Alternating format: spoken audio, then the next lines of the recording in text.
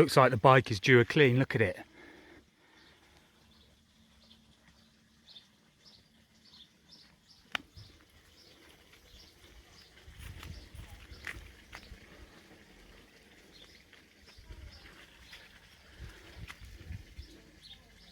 It's not too bad, but it is the summer, so a lot of it's dry dust.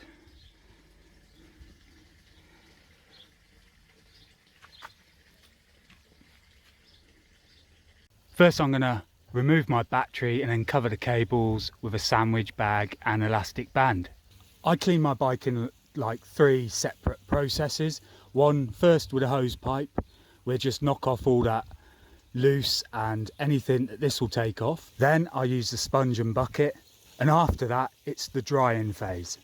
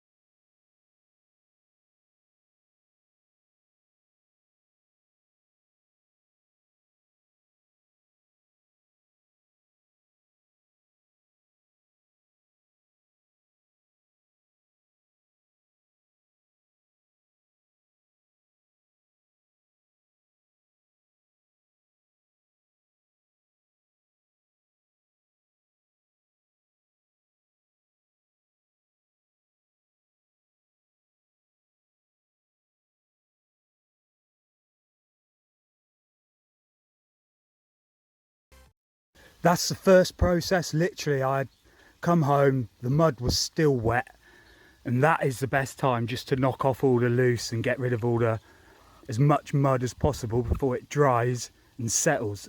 Once it dries on the bike, it makes the job a lot more difficult. Whilst the bike is drying, I will clean the battery in the shed.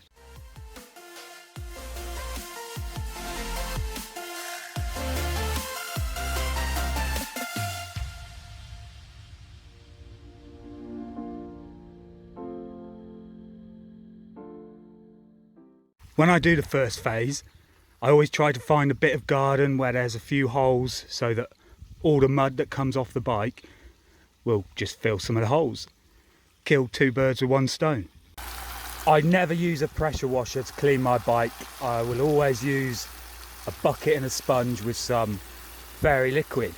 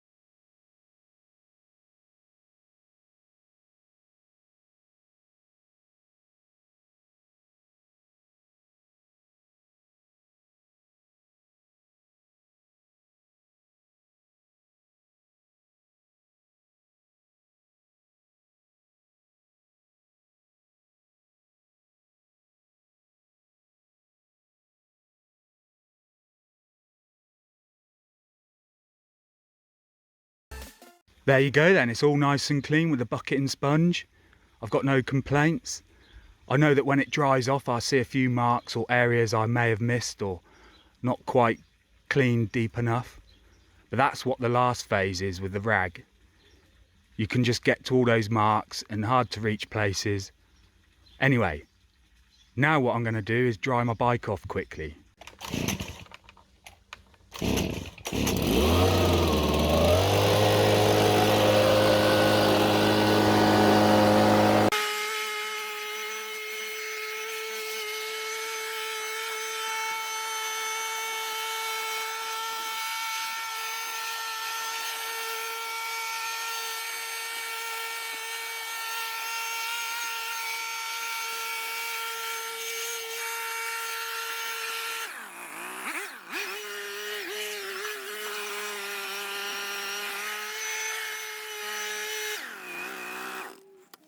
You can't beat the leaf blower, does a really good job really quickly.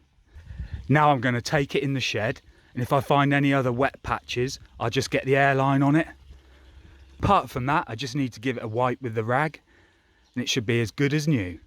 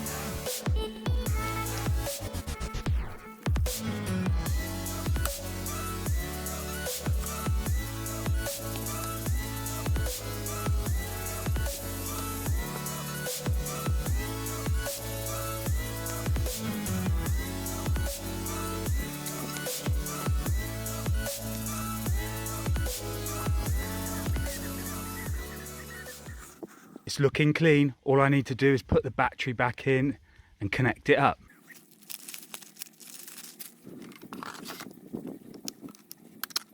Well, I'm not going to need the airline. The bike is drying perfect out here. There you have it then. That's the 3 steps I follow to clean my bike. First, I just use the hose pipe to take off all the heavy dirt and any dust and debris. Second, I get out the bucket, sponge and fairy liquid. And finally, I give it a good dry. I use the leaf blower and possibly the airline if it's needed. It wasn't this time. Then I get a dry cloth and I just try and get into all the areas and give it a good wipe down. Make sure everything is as dry as possible. Now it's time for TLC. Moisturising using some sort of silicone oil spray. There's so many of these available on the market. It's just, I got the deal at the time. That I have no favouritism towards this stuff. It helps lubricate all metals, plus it cares for and protects plastic and rubber. It gives the plastics a nice gloss protection. It's a water repellent and it guards against oxidisation. So obviously I like to give my bike a bit of a spray down with this stuff, just avoiding the brakes and seat. Another option, it's really good. ACF 50 is what they use on aircrafts. It's quite expensive. I really only use that in the winter time.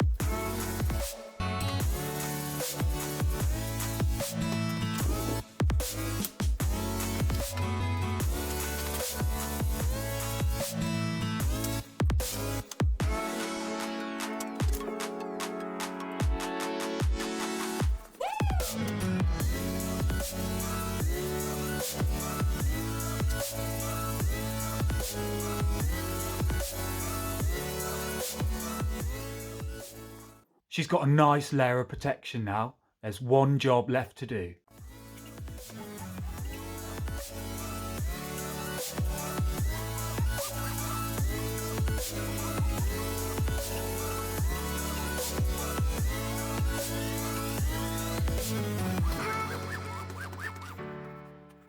That just about wraps up this video then. I've cleaned, I've dried and I've protected my bike, and it is looking good if I do say so myself. Thank you for watching if you got this far. I hope you enjoyed, and maybe we shall see you in the future. Moto Machines out.